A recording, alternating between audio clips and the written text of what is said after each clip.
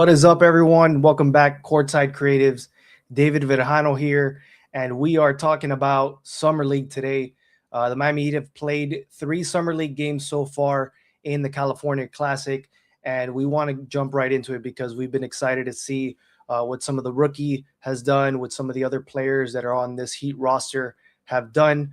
So without further ado, we'll kind of start off with Ryan Conwell. The Heat obviously picked him up in the second round. They moved up to the 37th spot to take him, and rightfully so. They saw some talent in this kid. They knew that with Giannis joining the Heat, that the roster would need to be supported with other shooters, and this kid is a certified shooter. He's averaging around 21 points, 5 rebounds, and 3 assists, and around 3 3-pointers every single game. He had his best outing in the last game against the Warriors, where he scored 26 points and 4 triples there with 5 rebounds and 4 assists. Really, the biggest takeaway that I have from him: this kid's a fearless shooter. He isn't afraid to step up, take a big shot. He isn't afraid to facilitate, and also he has defensive tenacity. He's not like the best defender out there, but you can tell that he has a sound base. He knows how to rotate. He doesn't get caught up in too many screens.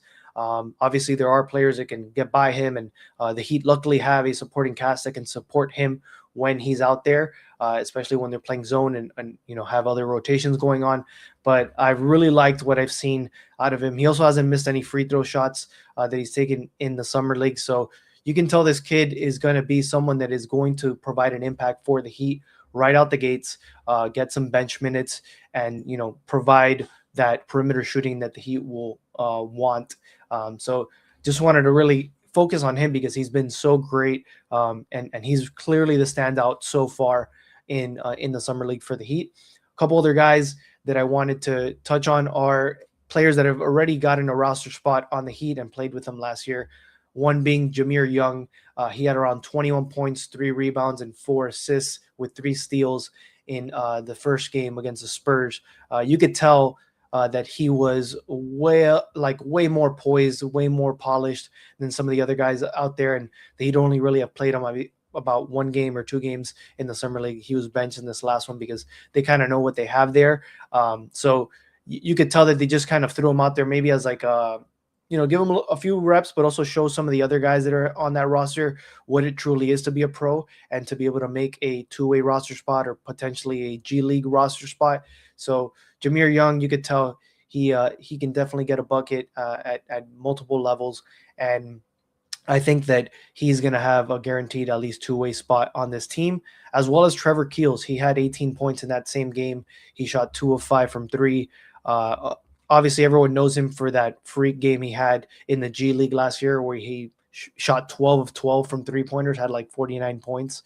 So clearly someone that the Heat have in the wings waiting in case they need to bring someone up to get some buckets. But I feel like those 3 were like the biggest standouts, right? So Ryan Conwell with his 3-point shooting, with his also ability to facilitate a little bit, to get some rebounds, and just like provide that offensive firepower that the Heat could need.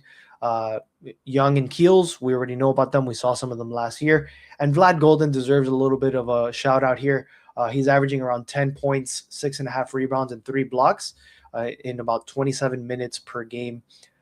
His best game was against the Bucks.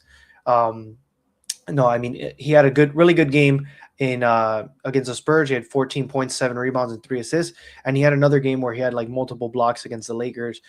Seemed a lot more poised, seemed a lot more polished, and wasn't getting beat on too many plays defensively. So the Heat may have that reserve center that they're looking for already on the roster. I still feel like there needs to be more development from him for him to earn some minutes. He definitely won't be someone that gets a lot of minutes, but maybe during portions of the year he'll be able to step in if there's an injury or someone needs some rest. So I could tell that from last year to this year he's definitely had some improvement, and hopefully that means that the Heat don't have to go out and find another backup big.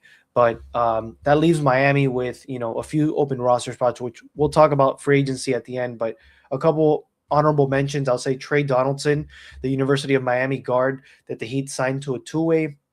He didn't start too hot in the Spurs game, which was the first one. He only had 2 points, 2 rebounds, and 1 assist. But he stepped it up in the last two. In the Lakers game, he had 11 points. He was 4-4 from the field, 4 assists. You could tell that his ability to play make. His offensive awareness is great. You could tell he goes after some loose balls and some rebounds that are open for him to kind of like crash the boards, even though he's a smaller guard. And he just does make some heads up plays. And in this last game against the Warriors, he had 15 points. And he shot 6 of 16. So it wasn't like amazing percentage, but really the other call outs are that he had 6 assists, 5 rebounds, and 3 steals in that game. So he was the third leading scorer in that game.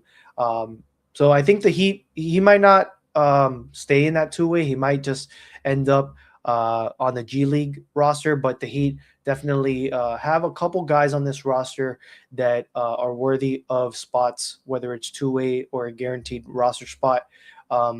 Other people that I noticed, but I feel like aren't going to make the cut are Trey White. He's a 6'7" wing. He's on an Exhibit 10 right now, so you could tell that that's usually tough for them to secure a contract or even a two-way out of that. But he averaged 11 points, 5 rebounds, and a block. And in the last game, he had like a vicious dunk off the baseline that you could tell. It showed some flashes of, what Keshad Johnson has. And he's a big-bodied wing that I feel like Miami could use if they have to kind of go into their reserves and pick someone up, bring someone up from the G League. And then Keyshawn Hall, he has moments where you could tell the kid's really talented. He's 6'6", 235. But there's also just lapses that he has on both ends. Defensively, I've seen him kind of get lost, and also offensively get a little bit of tunnel vision where he gets stuck with the ball, doesn't know what to do with it, ends up in a turnover. So I feel like he's very raw. He's someone that needs to get way more developed before he makes any NBA roster spot, honestly. But those are the ones that stand out to me. There hasn't been anyone, even the other big that the Heat have out there on the roster right now, Arnas Sakanis. Like, I don't think that there's enough there for him to earn a spot. He's on a Exhibit 10 as well. But yeah, that kind of covers the summer league so far for the Heat.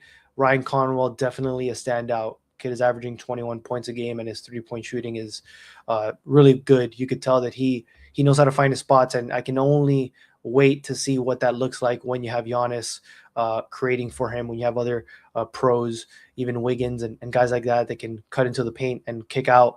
I'm excited to see what opportunities, what kind of shot selection he's going to have in a pro-style offense. Because imagine in the summer league, you're out here and you got guys that they haven't played a lot together. There's not really too many true point guards setting up plays, and just like not enough of that cohesiveness that you would have from a true NBA roster that you'd be practicing with regularly. So I feel like even from what we've seen with him averaging 21 points, I think that this is just a glimpse of what he can actually truly become.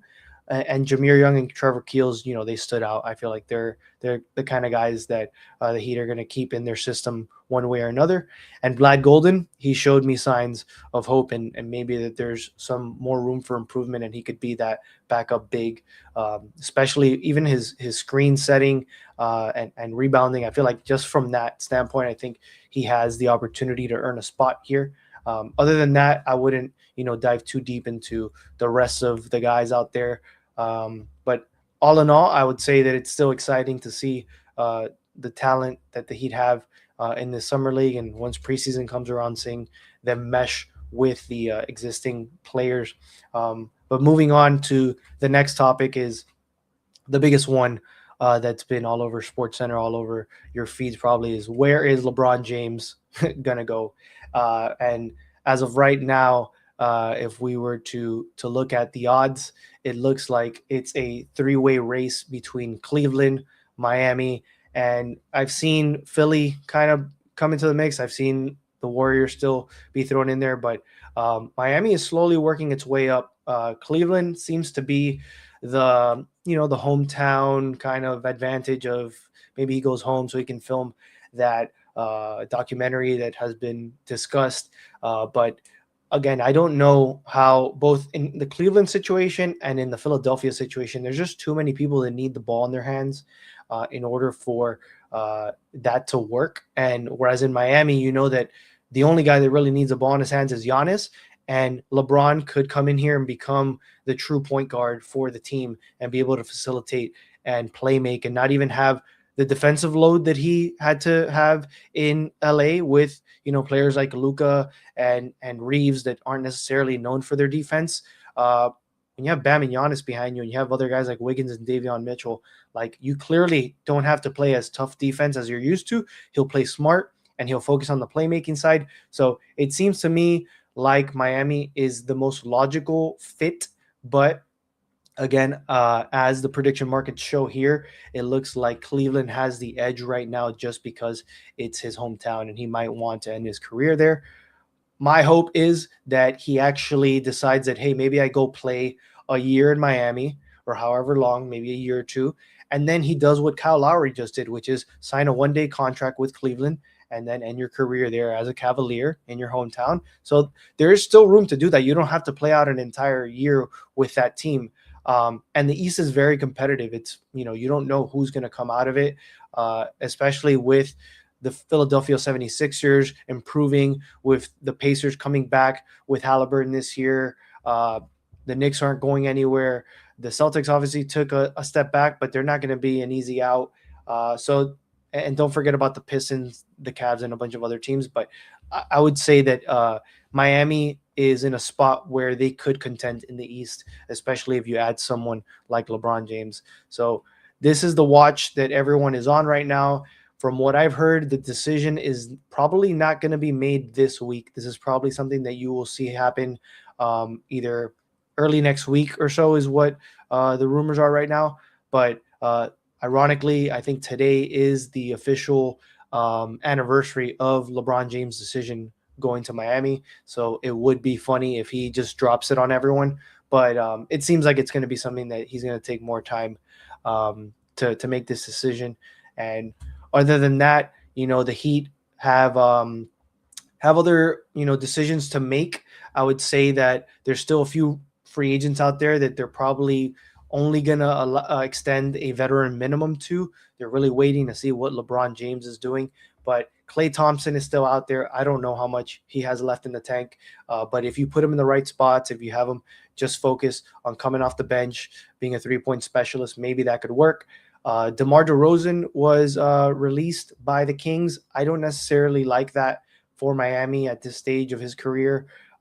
He's not a great three-point shooter. He's kind of muck up the paint, and he has a great mid-range game, but I just feel like Miami needs spacing. The spacing might be very difficult with DeRozan on this roster, and I don't know, unless Miami has a very specific use case or is willing to use him in a different way.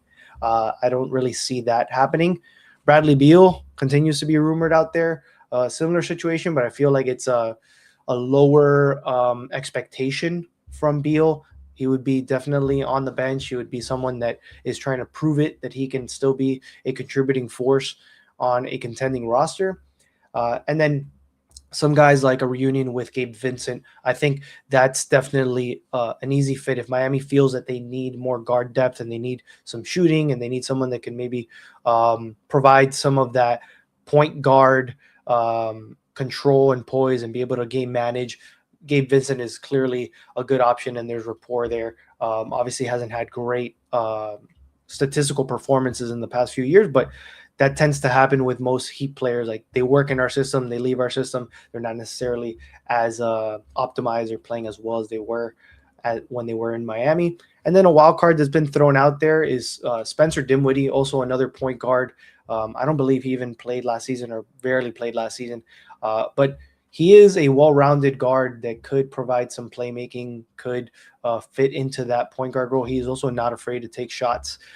So a little bit of that offensive spark plug that you could use. So those are some names that I'm looking out for. One that was shocking to me, that was a decision recently made, was Chris Middleton going back to the Wizards.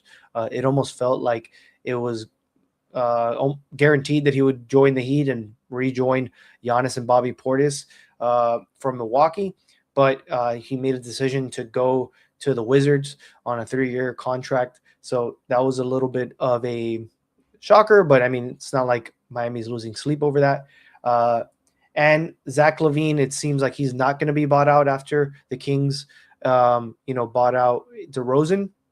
Maybe that's something they look at and they keep a roster spot open for the midseason at the trade deadline. Maybe Miami will enter the season with 14 roster spots and then wait to see if there's anyone else they can add at the deadline. And the same goes for Duncan Robinson. I don't think that there's going to be any buyout there or any reunion with the Heat right now. It looks like he's going to stay in Detroit for now. So that's kind of where things stand for free agency for the Heat. There's a lot of, we're still in the thick of it. There's still some other decisions that are left to be made and people are waiting, but a lot of like big names have been taken off the board at this point. So I'm not quite sure what the Heat is looking to do other than wait and try and lure LeBron James to Miami again. But I guess the last thing we'll cover here, one being the standout performance that the two existing Heat players had in Pelle Larsson and Nikola Jovic. So those two guys just came off of 30-point games, and it was incredible to see both of them have those kind of performances because people forget how those guys are on the team. Like people say, like, where's Miami's depth? And they don't really think about Jovic. Obviously had a terrible season last year, but Pelle Larsson, he clearly is someone that is going to be a big contributor. He might fill in the Jaime Jaquez role of coming off the bench. These are just some of the highlights from the last EuroLeague game that he played, and he's not afraid to get contact, crash the boards, and take it to someone's chest. And people don't give him enough credit for his shooting form. He's a pretty good shooter. He obviously doesn't have the percentage to back it up right now, but I could see his shooting improve this season and get, especially like his 3-point percentage. Even if he's shooting 35, 36%, that's a plus for Miami, as well as all this other stuff. He's just a smart player. He makes the heads up plays. He plays both ends of the court. And let's not forget about Nikola Jovic. He just had an incredible game where he played obviously alongside Jokic, but he was 7 of 9 from 3-point. So that's something that Miami needs. If he's willing to come back, refocus, and find a roster spot where he is more of a spot-up shooter, he can obviously use some of his size in different ways. That is what Miami needs, and he could definitely have a roster spot. So Miami is hoping that they could have a redemption year from him, the way that Jaime Jaquez had, and that would be amazing. That means that Miami has more on the current roster than they need in terms of looking outward. So that was exciting to see, along with this summer league performances of the players that Miami has currently. And then to wrap it up here, the last kind of note we had is we made a little carousel kind of spotlighting other notable Heat players that wore number 7 now that Giannis Antetokounmpo has decided that he's not going to wear number 34. He's going to wear number 7. And so you got some Heat, legends, or also not so much legend, but Lamar Odom was a great player during the Heat's 03, 04 run. That was that Caron Butler, Dwayne Wade, Brian Grant. There were so many like great players on that roster, and he was still very much, I would say, in his prime or around there when he played with us. So he was one of those kind of athletic forwards that just did a little bit of everything, and it was nice to see him. Jermaine O'Neal, this was obviously during a rebuild portion. He was a bit past prime at this stage, but Jermaine O'Neal rocked the number 7. And obviously Goran Dragic, who's probably like the last notable one that had the biggest impact on the Heat for the longest time. Sadly, now that Giannis took over that number, I don't know if he's going to get his jersey retired, as Giannis is probably going to overshadow what Dragic did, but he definitely was a Heat legend. Kyle Lowry, who just retired, and as a Raptor, he definitely had some years, many of which he was impactful, but for the contract and for the performance, I don't know if it was necessarily an ideal situation. But you got to give him credit for being a pro and someone that was willing to step in and try and help Miami Heat. Played in one of the Miami Heat's finals runs. More recently, obviously, Kel'el Ware wearing number 7 didn't have a long run here, but showed some flashes of what could potentially be an all-star big, someone that's an impactful shooter as well as shot blocker. And there's a lot of hope for him in Milwaukee now. And then now, obviously, Giannis wearing number 7. And so it's definitely going to be a new era for this number, and a new big name that gets to rock it. Two people that we forgot to include, as I mentioned here, was Sean Marion, who was brought in from that Shaq trade when Miami parted ways with Shaquille O'Neal and sent him off to the Phoenix Suns. We got the Matrix in a Heat uniform for a little bit. And also right before that, Penny Hardaway joined the Heat for, I don't know, a handful of games, didn't even play a whole season, and he rocked the number 7. So those are just some call outs there for other guys that rocked the number 7 in Miami's history. But with that said, I would say that really exciting times right now for the Heat. There's still a few more summer league games coming up in Las Vegas that we will be watching and giving our thoughts on. And we'll keep in tune with what's going to happen with LeBron James, what's going to happen in free agency. And with that said, appreciate you all tuning in, and see you on the flip side. Peace.